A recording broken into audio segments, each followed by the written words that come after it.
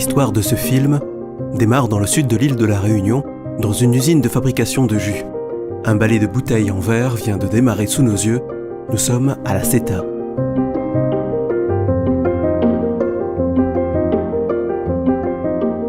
La CETA, c'est une filiale de Silam spécialisée dans la transformation des fruits locaux et dans la production de jus en bouteilles de verre et des doypaks Diego. Suivant le planning de production, la filiale de la Silam va traiter l'un ou l'autre des formats.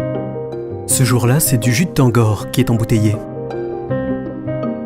Il n'existe pas d'unité de production de bouteilles en verre à La Réunion, elles sont directement importées. À leur arrivée, les agents de la CETA commencent par le lavage des bouteilles avant de les remplir du précieux jus.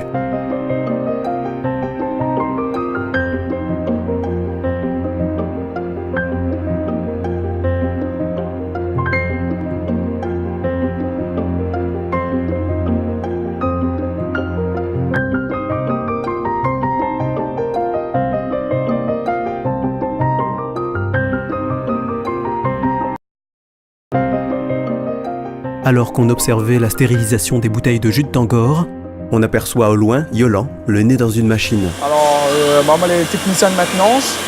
C'est 12 ans, le mois prochain que je suis ici. Et mon rôle, c'est entretenir, de réparer, et tout ce qui touche aux machines, quoi. On a eu des nouvelles technologies. N'a rien à voir avec entre le passé et d'aujourd'hui, quoi. Aujourd'hui, le travail n'est plus serein, n'est plus tranquille. J'ai toujours été passionné par la mécanique. J'ai fait mon diplôme et jusqu'à aujourd'hui, 12 ans, et je ne m'avais pas lassé de mon métier, quoi.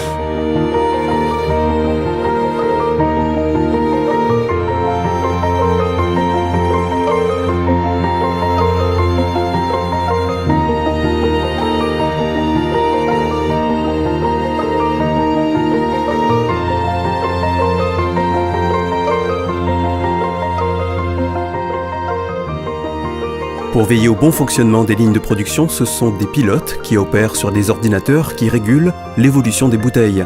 Nous en avons rencontré un qui passait par là, Claude Vavelin. Ici, moi, les polyvalents, je touche un peu à tout, à toutes les machines. Avant, moi, j'étais sur la chaîne de production, mais là, comme là, elle a évolué un peu, mais là, je touche un peu à tout. Pour moi, elle est bien.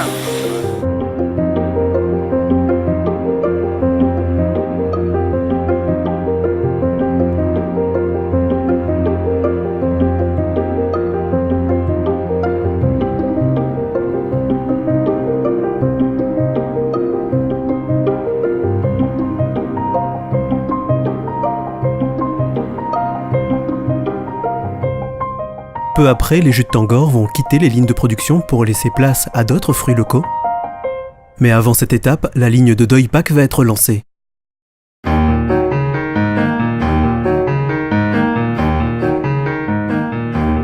Les marques de la CETA sont très familières des Réunionnais. Les boissons Diego, Réa ou encore les caresses créoles ont su trouver leur place dans les habitudes de consommation locale. La marque Caresse Créole est une marque réunionnaise. Elle a été créée par la CETA pour valoriser les fruits locaux.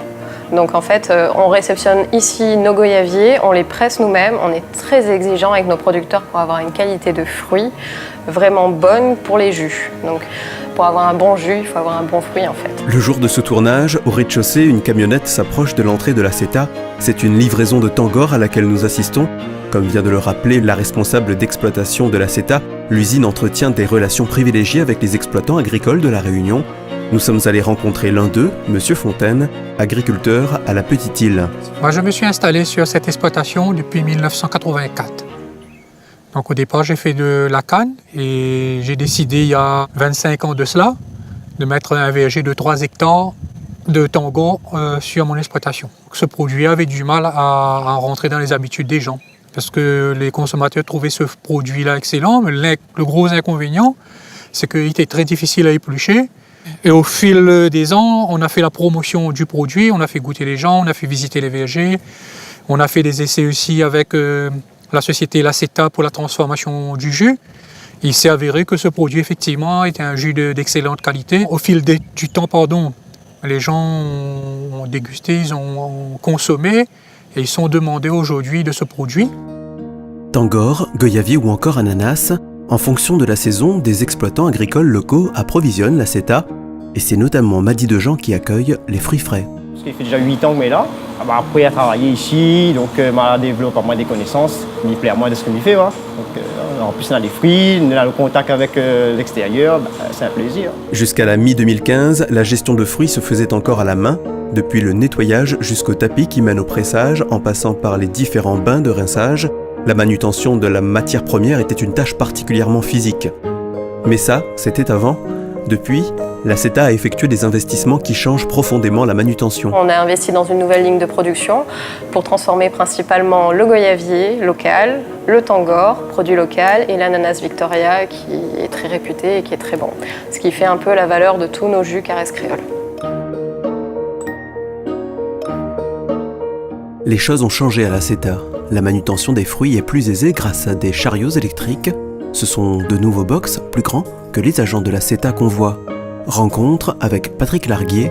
Il a connu avant et après l'arrivée de la nouvelle unité.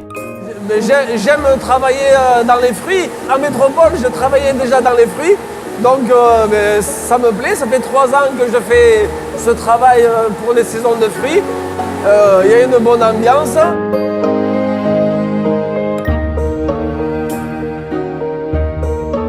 Cette année, nous avons tout été automatisé.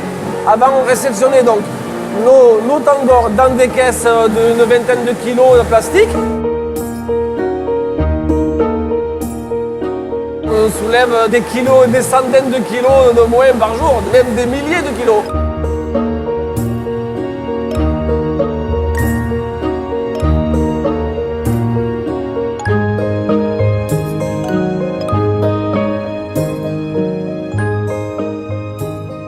Le nettoyage des tangors s'achève par le second bain à l'eau, puis les convoyeurs amènent la matière première vers le pressage à proprement parler.